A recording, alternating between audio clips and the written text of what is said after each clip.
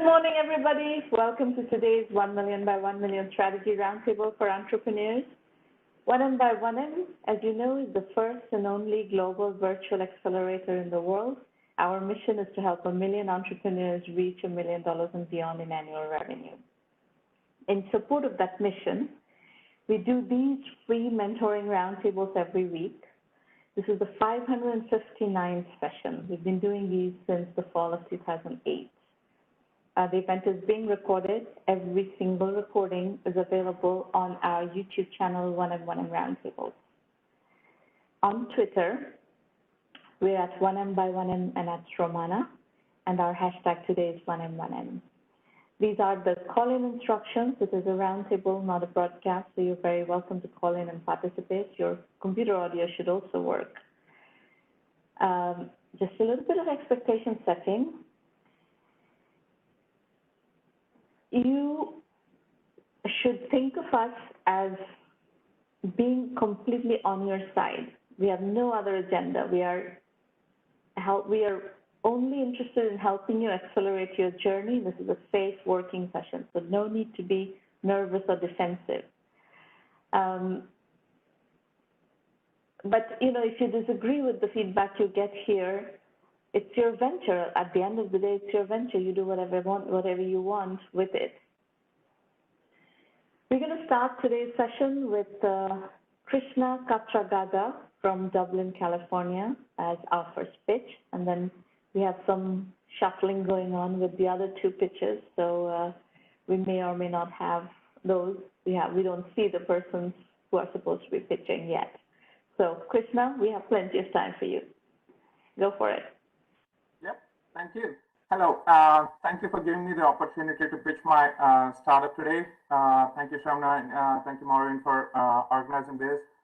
This is Krishna Katragadda, founder of DaXlens, presenting my data platform, which is on a mission to empower excellence with data for consumers. Do you know that you can download, do you know that you can access or download all the data that's collected by companies about you, thanks to the evolving privacy regulations across the globe? Go to the next slide. Krishna, is something wrong with your audio? It sounds weird. Okay. I don't want to spend too much time on technicality, so we should keep going, but it sounds a bit strange. But go ahead. Yeah, let me see. Okay. Is it clear now? It's a little bit better. Okay. Go ahead. Yeah, hi. This is Krishna Katragadda, founder of DaXlens, presenting my data platform, which is on a mission to empower excellence with data. Do you know that you can access or download all your data that's collected by companies about you, thanks to the evolving privacy regulations across the globe? Can you go to the next slide, please, Shamna? Let me walk you through my recent journey getting data from Amazon. It took me around 30 minutes to find the page on Amazon to submit a data request. And after I submitted the request, it took me 72 hours to get a response from Amazon with a link to their S3 location. After I clicked on the link, I saw like 169 zip files. And at that point, I realized, okay, Amazon is known for reducing friction, but how did they reduce the friction here? But anyway, I downloaded all the 169 zip files, which is around 130 MB, and I extracted all those zip files. I ended up with 2,500 JSON files. And if you hear the words zip files, 139 zip files, and 2,500 JSON files, not many internet users can have the resources or the capabilities to download and view those files. So there itself, it's a heavy friction from Amazon. And Amazon is known for reducing friction. Like you can click on a blue button and within an hour, you'll have a product delivered to you. So that's, apart from that story, I was able to look at all those files. I wrote, since I have a technical background, I wrote Python script to look at all those files. And I tried to find if there are any tools that I can use to get some insights from those 2,500 files. I couldn't find any. There are no products out there. And then since I have my Python code, I was able to get some insights. And then what is the value that I can get from this entire process? It's not a 5-minute process, right? I spent like 30 minutes to submit a request, 3 days, and then downloaded all those files. Then I was a bit disappointed because I couldn't get any value. Unless I wrote a Python script, I can't get any insights. And the shocking thing is, out of those 2,500 files, I was able to find one file that listed all the brands that purchased my data. That's a shocker to me. I didn't even realize that the car I'm driving, the brand, purchased my data from Amazon. That was a total surprise and shocking. And I was not happy about that because we all think internet is free because we are sharing our data and they're selling our data and making money. But Amazon is not free. We pay $150 annual subscription, and behind our backs, they're selling our data and making money, not only selling products to us. So, Shravana, can you go to the next slide, please? So here, with the evolving privacy regulations, where you have the right to access, delete, and opt out of all this sales process, and with the consumer awakening, where every day you wake up and hear that your data is breached by company X and company Y, and you need to secure your accounts or delete your data. So that's when I realized that we need a platform for consumers who can manage this privacy and data security. That's where DaXlens comes into picture. Can you go to the next slide, please, Shana? So let's look at the pain points. There's no control over their data. Right now, enterprises have the resources and the capabilities to collect all this data. And once they collect, you don't have access to it and you can't control it. Lack of control is the biggest pain point. And then it's hard to manage the evolving privacy policies across multiple companies. I don't have Amazon account. I have Amazon account, Target account, so many other accounts. And I can't go to each and every website and manage my privacy preferences. And finally, companies sell my data and they know how to monetize my data, but I don't know how to monetize and I don't have a means to monetize it. And if you look at the process, the data is going from consumers to enterprises. And from that point on, it circulates within the enterprise systems. Nothing comes back to the user. The only thing that comes back to the user is more cross-sell and upsell and more targeting, which most of the consumers don't even like to be targeted. Can you go to the next slide, please? So here's the solution. Data excellence, DaXlens gives consumers the right to own their data, and that gives an opportunity to own their data, manage privacy centrally, and harness value. When I say harness value, it can be 3 things. One is getting product recommendations based on your preferences and your historical data, and then product promotions using historical data, and finally, monetizing your anonymized data, because anyway, brands are looking for your data and companies are monetizing it.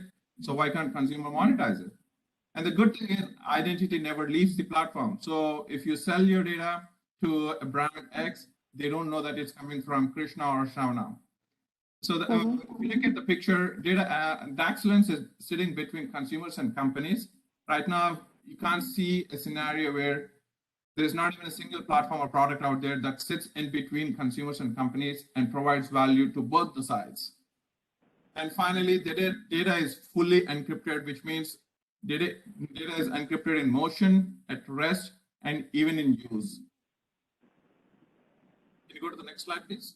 So your customer is the consumer. You're expecting the consumer to pay for an account or an instance of on your platform, and you're going to do all the management on behalf of the consumer. That's the proposition? Yeah, so I'll share more about the pricing and the business model, but yeah, and that's exactly right. But they don't have to pay anything from their pocket. It's their data that pays for it. And DaXlens is purely a technology platform where consumer doesn't have to worry about the data breaches, the evolving privacy laws, and they don't have to know any cryptography or any underlying infrastructure. All they can do is click through websites or mobile app, and they can manage data with the abstraction of all the technology underlying that. And okay, well, let's go to your monetization model. Okay, so this is the survey I've conducted, and from that response, I have a 77% positive feedback. And when I looked at multiple dimensions, and 76% of the consumers found that the problem is relevant and the solution is unique, useful, and they are willing to pay. And by the way, I do have a few signups from that experiment. People signed up for the service when there was no product out there. Can you go to the next slide, please? How many people did you run this survey on? I ran the survey with 100 people in the ages here in the US between the ages of 30 to 55 in a narrow band, both male and female. And here's the market size. So there's no true comparison for this space because it's in the consumer space. So I took the enterprise customer data platforms, which are expected to grow at a CAGR of 34%. And that's estimated to grow to $10 billion by 2025. Even if it, again, I'm making few assumptions here, even if we target 10% of that market, it would be a $1 billion market in 5 years. And here's the competitive landscape. If you look at, I broke down this landscape into three segments, which is one is privacy, the second one is security, and the third one is value. If you look at the privacy and security space, there aren't that many companies in this space. There are companies for B2B, but there aren't any for consumers. And if you look at the value space, these are all the startups that started in the last 1 year or 2 years, and they are trying to generate more value for the consumer data by selling consumer data to brands. In a way, they're not providing any privacy or any security for their data. And there are a few companies outside of this Venn diagram. There are companies that delete your data from data brokers. And there's one company that lets you view your data. It's just a visualization tool. And can you go to that? So here's DaXlens that sits at the intersection of privacy, security, and data value. So let me try to understand the positioning that you are going for. So you are saying that you can download data on behalf of a consumer. Your platform can download data on behalf of a consumer from people like Amazon and Facebook and whatever. And then your platform can monetize that data by selling that data to other people. Yeah, so when I say harnessing value, I wouldn't directly jump into monetization. There are three aspects that generate value for consumer data. One is product recommendations based on historical use of purchases, promotions, and then monetizing. So to get value from consumer data, you have to focus on three things. For some, if you're a cost-conscious consumer, then you would be looking for product promotions. Then based on your historical data, I can share that information with brands without sharing your identity, and brands can decide if they want to offer some kind of a promotion. It's a win-win for consumers as well as companies. And coming to your monetization. But who gets the money? The brands are not getting access to this data for free. They're getting it for a price. Yeah. So they're getting the data for a price, and whatever the brand pays for that particular consumer's data, I'll share 75% with the consumer, and 25% goes to the platform maintenance. So you are monetizing the data. Yep. Okay. And do you need Facebook or Amazon's permission to do this or not? No, it's part of the privacy regulations. Every company has to let consumer access or download their data, and you can even submit a request to delete your data from Amazon. Okay, very interesting. All right. So this is the business model on the consumer side. We have a freemium model where you can sign up for free and give consent to DaXlens to be your data agent. So that consent gives DaXlens the privilege to go to all these sites and download your data onto the platform. So that would be a seamless process.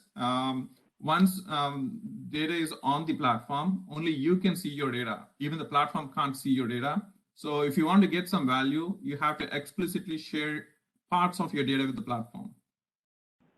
That's when the harnessing value comes into picture. And here, if you are part of the data sales and interested in selling your data, you'll get a percentage of data sales. And if you want to manage multiple accounts, you can't manage multiple accounts manually. So you can let the system manage your privacy and value for you. And at that point in time, you can sign up for the subscription, a monthly subscription. Or you can, so if you sign up for the monthly subscription, you could get a higher percentage of data sales. And on the platform side, on the company side, if a company wants to access the catalog, like what are all the data elements that are in the system, they have to pay a platform fee to access the catalog. And then they can decide whether to pay an ad hoc fee to get the data one time, or pay a subscription to get recurring data. Most of the brands look for recurring data on an ongoing basis. And I'm hoping they would sign up for the subscription and pay a one-time platform fee to get the data. Okay. And this is the typical go-to-market strategy. I'm trying to partner with high traffic sites or enterprise to route privacy management and ownership. Right now, companies are spending hundreds of dollars to process these privacy requests. If companies can offload this privacy onto a platform where consumers manage it, they wouldn't even submit these privacy requests. And then companies will still have access to their data with the consumer consent. And the second thing is with referrals, AdWords, and privacy and data blocks, I would like to acquire consumers, and then partner with enterprise. Have you had conversations with high traffic sites on this topic? I'm still trying to establish a relation with these companies. I've reached out to a couple of people at Walmart and Amazon.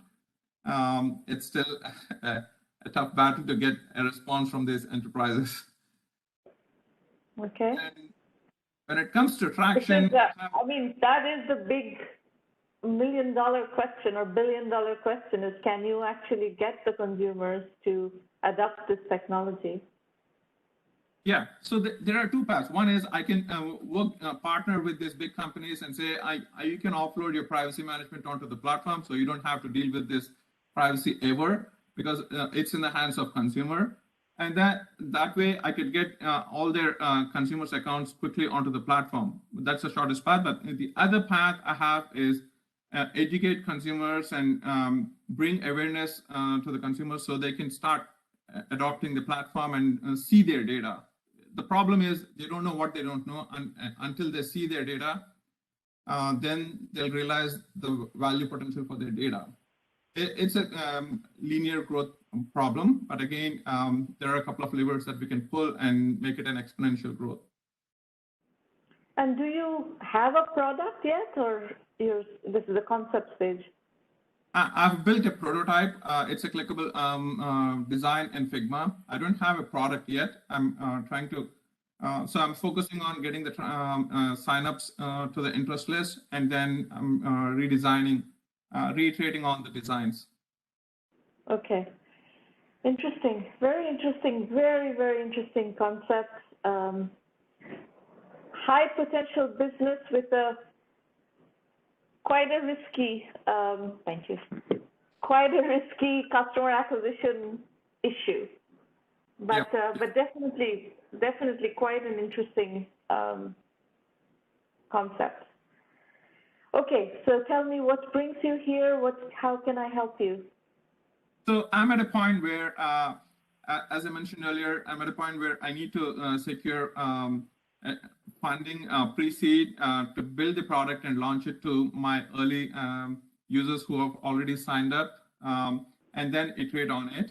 As you mentioned, customer acquisition is a tough battle, but there is a little bit of virality in this space because consumers are concerned about their privacy, and they are realizing that brands are looking for their data and companies are selling it. So if I can match all these three together into a single platform, then I can quickly grow the platform.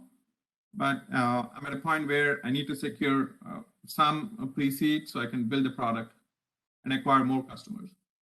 That's a tricky situation to raise money from, with nothing, nothing in place. Is a very tricky situation to raise money from. Right.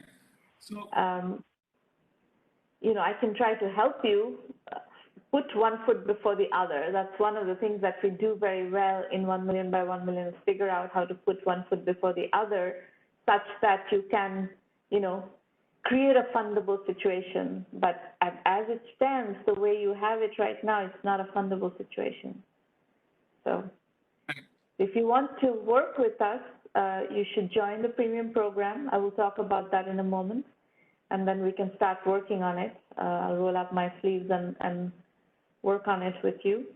But it needs work. It's a very good concept, very interesting concept, but it does need work. And then I have to see what dots I can connect also to,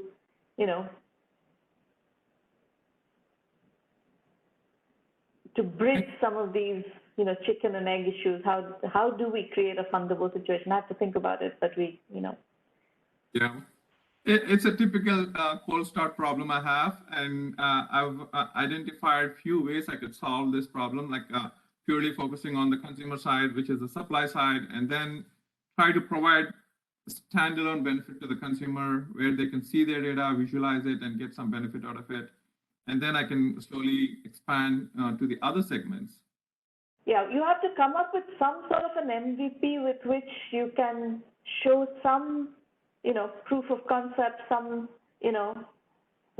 progress, basically. So my advice to you would be think about what that MVP is and that you can do by yourself quickly with maybe a small number of customers that will pay you to do this, and you can at least start proving the concept. Without that, it's hard to raise money. So think about a minimum proof point, basically, not just a minimum viable product, but a minimum proof point with where you can. And there are a lot of data privacy related groups out there, right? There are all kinds of social media groups where data privacy is being discussed. I imagine if you start talking about your concept in those groups, people will be interested and people will come and sign up. So I think there's a path to getting to a certain number, thousands for sure, of people who are interested in your concept and who are willing to pay for you. You've done 100 people sample. You can do maybe a 10,000 people sample and you will get people to sign up, I think. And then you have to figure out what you can create that can cater to these people and get a little bit of a subscription business going so that you prove the concept that consumers are willing to pay for something like this. And on the other side, you need to get some brands who are willing to pay for it as well. That's the minimum, fundable situation that we need to create. Okay? Yeah, sure. All Thank you. Very, very interesting. I found it. I learned a lot from your presentation. I find it very, very cool, actually. An interesting contemporary problem to solve. Yep, it is. All right. Well, folks, this is how we work. We do completely, unvarnished feedback and back and forth strategic discussions, strategic conversations on how to remove the roadblocks on where you want to go. And if you like that approach, please bring serious entrepreneurs into 1M1M. Everything is at 1Mby1M.com. There is a terrific blog that is free, and you can definitely use that and get started with your learning journey. The Entrepreneur Journeys book series is available, very reasonably priced, available on Amazon digitally. We have these roundtables every week. The full acceleration program is 1M1M Premium. So that's where you get the full acceleration benefits. Do the self-assessment. See if you can answer. These are the due diligence questions VCs are going to ask you. See if you can answer these questions. The free bootstrapping course that's available on the top of the blog, on the homepage of the blog, is it's a less than 1 hour course, and I strongly recommend that you do that so you get a feel for the philosophy that we follow. We've released a lot of Udemy courses. You can definitely use those to start your learning journey as well. Whatever works for you. 1M1M Basic is our entire curriculum that's available for $99 a month. Whatever works for you, whatever learning method works for you is fine. So dig around on the website, figure out Basic, Premium, Udemy, Roundtables, etc., and see what mode you want to engage in and how you want to learn. There are FAQs, video FAQs, curriculum description. It is a case study-based curriculum. We teach based on other people's experiences, people who have already been successful. We have thousands of case studies, including hundreds of unicorns, many, many hundred VC-funded companies, many, many hundred bootstrap companies. We make investor introductions. So in that sense, Krishna has come to the right place to get investor introductions, but you have to get it to some sort of a fundable place, and we will help you in that journey. But you do need to travel that journey with us so that we can get you ready to be ready for funding. We do follow a bootstrap strategy, a lean capital efficient startup. The mantra is do not go to VCs as beggars, go as kings. Bootstrap first, raise money later. That's pretty much it. Right now we have roundtables every week, and you're welcome to book your slots for any of the roundtables. If you have questions about the program, you can contact Irina Patterson, irina@1Mby1M.com. I'm available at these roundtables. Other than that, I don't answer questions about the program. Irina would. That's it. Does anybody else have any other questions? I have a recording session right after this, so I'm a bit kind of tied up, and also we have had 2 other entrepreneurs who had booked slots but didn't show up. So that's not a good thing to do, by the way. If you do that, then you will not get another slot. You get one chance to pitch for free at these roundtables, and if you book a slot and then don't show up, you will not get another slot. You're preventing somebody else from getting a slot, and that's not cool. Okay. Krishna, do you have any other questions? No, I'm good, Shramna. All right.